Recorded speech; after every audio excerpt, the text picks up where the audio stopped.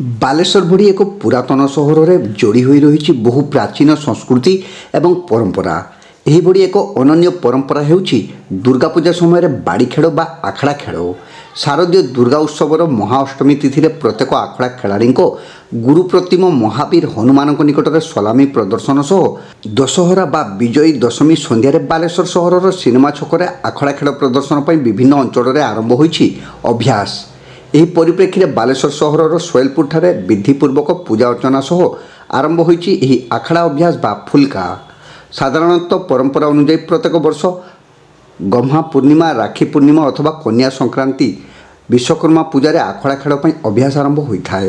ଏହି କ୍ରମରେ ଗୋଟିଏ ସପ୍ତାହ ବିଳମ୍ବ ହୋଇଥିଲେ ବି ସୋୟଲପୁର ଆଖଡ଼ା ଦଳର ଅଭ୍ୟାସ ଆରମ୍ଭ ହୋଇଛି। ଏହି ଅଭ୍ୟାସ ଚାଲିବ ଦୁର୍ଗାପୂଜାର ମହାସପ୍ତମୀ ତିଥି ପର୍ଯ୍ୟନ୍ତ।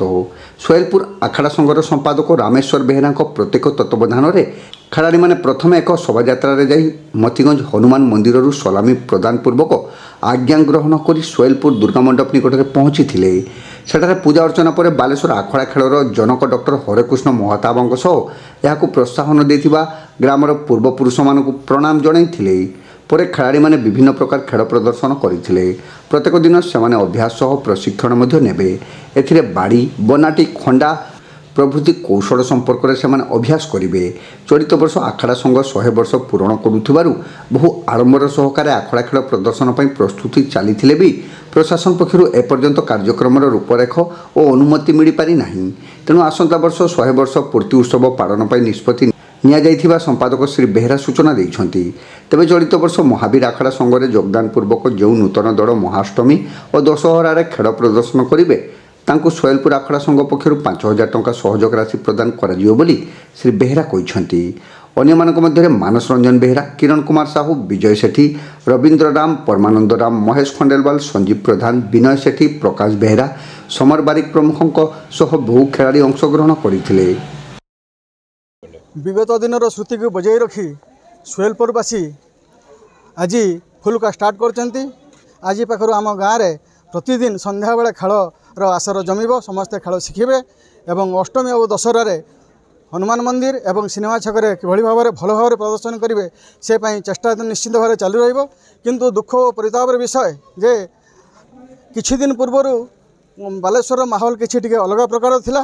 तेणुकरी आमे चिंता करिथिलु जे ए वर्ष आमर 100 वर्ष पदार्पण करुछि। तेणु आमे यहाकू किभली भाव में अति आडंबर भाव में किभली भाव में समस्त आखड़ा दल को डाकी किभली भाव में यहाकू लोकलोचन को आणबू से विषय चिंता करूँ। किंतु दुर्भाग्यवशतः आमको प्रशासन समय केते दब कौन कर से विषय आलोचना है ना बोली पीस कमिटीर आम अग्रसर हो पारूना। प्रथमे मु आमर यही आखड़ार जे उद्भावन करते हरेकृष्ण महताब जे मुख्यमंत्री थिले से यही खेल को आरंभ करते। मुझे प्रथम प्रणाम जनइबी। आम गाँव जो पुरुखा लोक मैंने थिले जहाँ को जो मैंने यही खेल को बजाय रखी मु प्रणाम जनाऊँगी। एवं आम गाँव समस्त पिला माने युवक पिला मानक धन्यवाद दूचे जे सेमाने यही खेल को आज पर्यंत बंचाई रखिंट। ए खेल आम एभली भाव करने स्थिर करूँ जे प्रति आखड़ा दल को आम ये डाक सम्मानित करूँ एवं समस्त को किसी आर्थिक साहाय्य देवु एवं ये गोटे कंपटीशन करूँ। बाड़ी बनाटी बाना 3टार 3 3 6 3 9टार आम खेल करार एवं बाहर राज्य आम आने इलाहाबाद, गुजरात, हैदराबाद एम सब बहुत दूर से आणिक आम ये प्रदर्शन कर बालेश्वर बांक गोटे भेटी दे था जे सोयलपुरवासी आज गोटे जिनस देखी पार्टी। किंतु सेटा ए वर्ष हो पार नहीं। आम आसंता वर्ष को नहीं जाऊँ जे आसंता वर्ष आम यही जिनसटा को माने प्रतिपादन करूँ। आउ जे आम जो भली भाव में प्रतिपादन करूँ आम से विषय आउ थे जाई प्रशासन सहित बसबू कथा हेबू एवं समय नबू जे आमको किसी मात्र समय दि जाऊ जहाँ को आम सुरक्षर भाव में प्रतिपादन करें और लोक देखिपारे गर्व अनुभव करेंगे। से जानवे जे बालेश्वर ऐक्य परंपरा जो आखड़ा थिला ताहा एमाने बजाय रखिछन्ती। आउ ए खेल द्वारा आम माने जो जो पिला माने भी खेलुछन्ती सेमाने निजर शरीर सुस्थ सबल रहिबो। एवं जो हरेकृष्ण महताब शिक्षा देते से केवल ये शिक्षा देते जे भारत वर्ष में जो इंग्रेज मैंने शासन करुले से हाथ हथियार थिला आम पाखे किसी नथिला।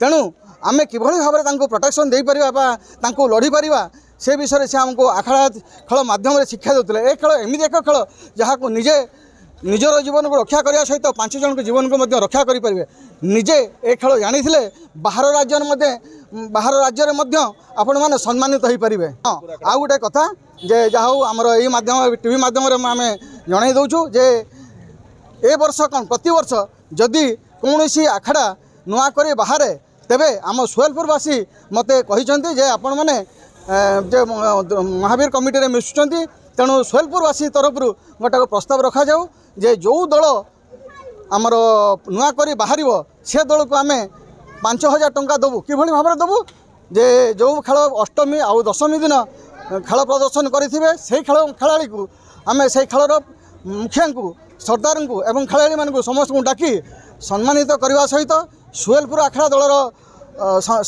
संपादक हिसाब से मु 5,000 टंका आमर महावीर आखड़ा संघ माध्यम से नूतन आखड़ा को प्रदान करी।